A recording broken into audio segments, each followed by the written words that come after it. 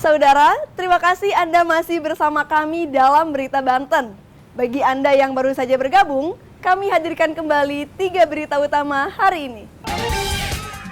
Hitung cepat Pilgub Banten, Andra Soni Dimyati unggul.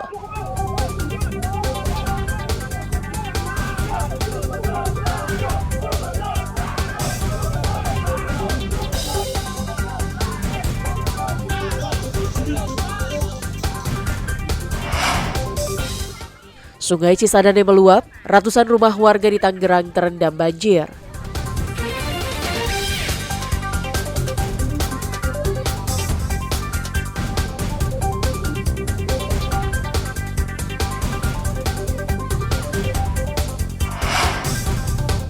Anak berusia 14 tahun di Kota Serang jadi korban perundungan, keluarga korban tuntut keadilan.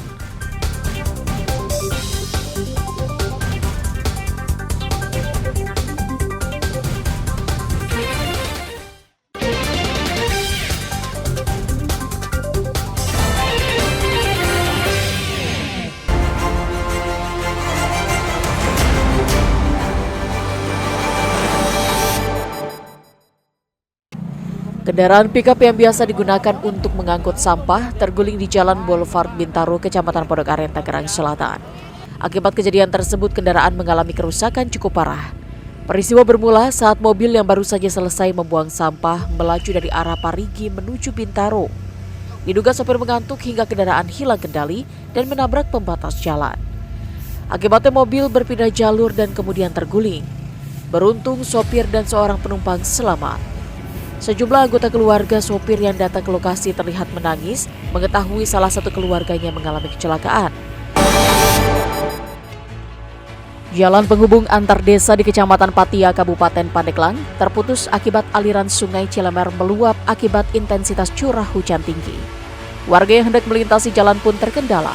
Bahkan mereka harus menyeberangi jalan yang terendam banjir dengan menaikkan kendaraannya ke perahu yang terbuat dari pohon pisang ataupun digotong langsung oleh warga sekitar dengan 2 batang bambu. Banjir sudah mengenangi jalan selama 2 hari terakhir. Kondisi seperti ini sudah rutin terjadi setiap kali musim penghujan tiba. Warga terpaksa menyeberangi kendaraan roda 2-nya menggunakan perahu yang terbuat dari pohon pisang lantaran tidak adanya akses lain.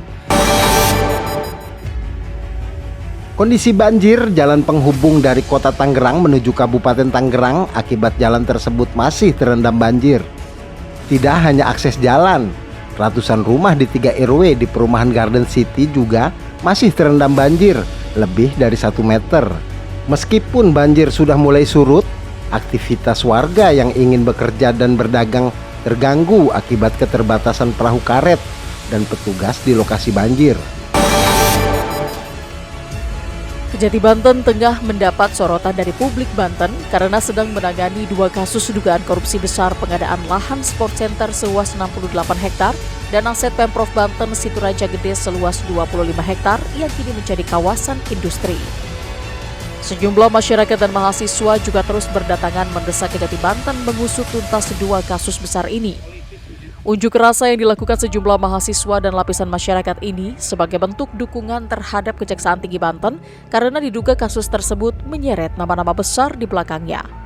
Sebelumnya, Kejati Banten telah memanggil mantan terpidana kasus korupsi Tubagus Hairiwardana sebagai saksi pengadaan lahan sport center yang kini sudah dibangun menjadi Banten International Stadium yang diresmikan tahun 2022 lalu.